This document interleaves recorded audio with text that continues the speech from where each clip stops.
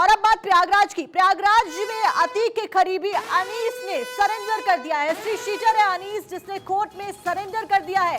अनीस के खिलाफ 36 से ज्यादा मुकदमे दर्ज है। गैंगस्टर केस में अनीस ने कोर्ट में सरेंडर कर दिया है। तो ये बड़ी खबर प्रयागराज से, जहां पर अतीक के करीबी अनीस ने सरेंडर कर दिया है। हिस्ट्री शीटर है अनीस और ये बेहद बड़ा सरेंडर माना जा रहा है, क्योंकि आगे की कार्रवाई में पुलिस के लिए कारगर साबित हो सकता है ये सरेंडर करना। अनीस ने फिलहाल कोर्ट में सरेंडर कर दिया है। अनीस के अगर बैकग्राउंड की बात करें तो हिस्ट्री शीटर रहा है। 36 से ज्यादा केसेस अनीस के खिलाफ दर्ज है, मुकदमे दर्ज है। गैंगस्टर केस में भी अनीस ने कोर्ट में सरेंडर किया है।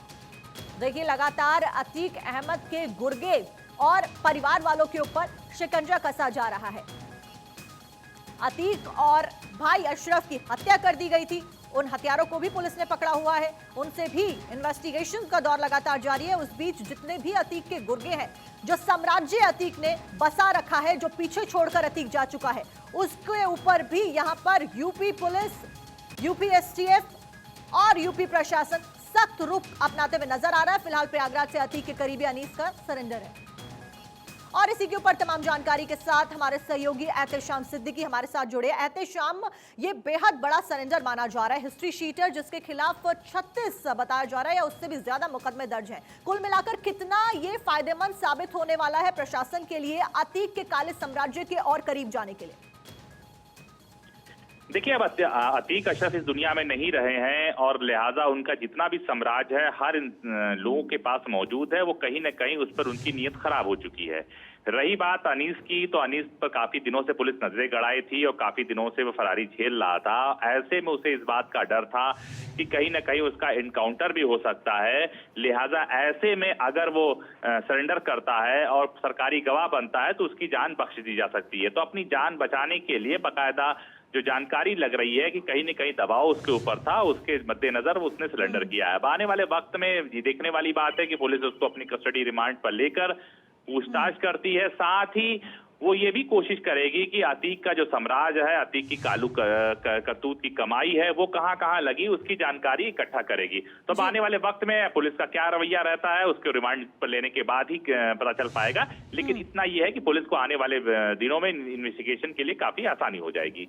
जी बिल्कुल एहतेशाम, फिलहाल बहुत बहुत शुक्रिया का तमाम जानकारी पहुंचाने के लिए। फिलहाल अनीस ने सरेंडर कर दिया है। आगे की कार्रवाई में बेहद हेल्पफुल हो सकता है पुलिस के लिए। और इस बीच अतीक अहमद को लेकर हर रोज नए नए खुलासे होते जा रहे हैं। अब नया मामला ये सामने आया है कि अतीक अहमद हर बिल्डर से 20% कमीशन लेता था और जो भी उसे कमीशन नहीं देता था, अतीक अहमद उसका जीना मुश्किल कर देता था। ये रिपोर्ट देखिए।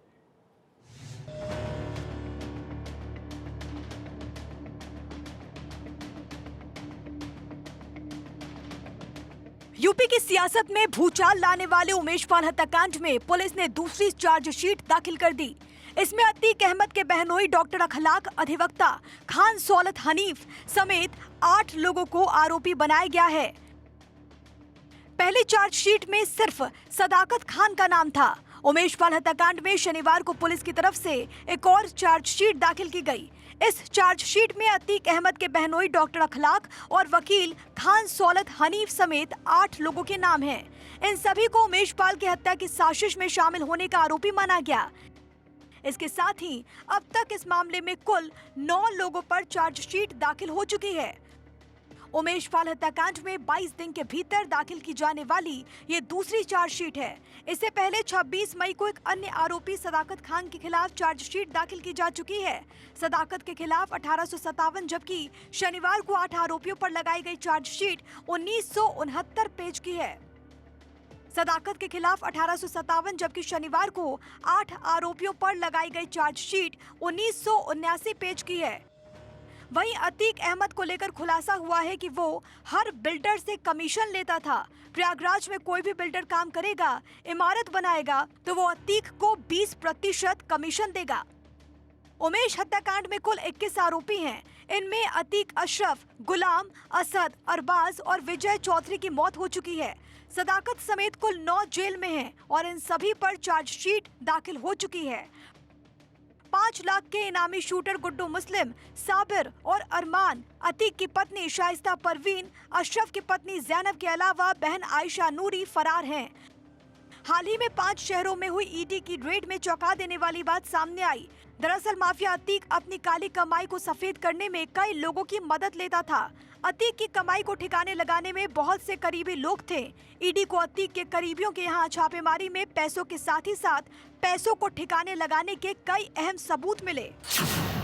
अतीक का पापलोक, हर बिल्डर से फिक्स था अतीक का रेट। हर बिल्डर से अतीक करता था वसूली। टोटल अमाउंट का 20% अतीक लेता था। ना देने पर बिल्डर को मिलती थी धमकी। अतीक के गुर्गे काम नहीं करने देते थे। कई बिल्डर्स के साथ माफिया का कनेक्शन। ईडी की जांच में हो रहे चौंका देने वाले खुलासे।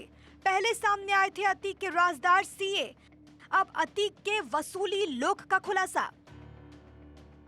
अतीक और अशरफ के साम्राज्य पर तो कार्रवाई हो रही है, लेकिन अतीक से जुड़े किरदार अभी तक पहुंच से दूर हैं। शाइस्ता परवीन के बारे में कोई अहम सुराग नहीं मिल रहा, तो जैनब भी फरार चल रही है। इसके अलावा 5 लाख के इनामी अपराधी गुड्डू मुस्लिम के बारे में पुलिस और एसटीएफ के पास कोई जानकारी नहीं। ऐसे में ये सब छिपे हुए हैं। अतीक और अशरफ के हर राज से पर्दा उठाने के लिए इन सभी की गिरफ्तारी होना बेहद जरूरी है।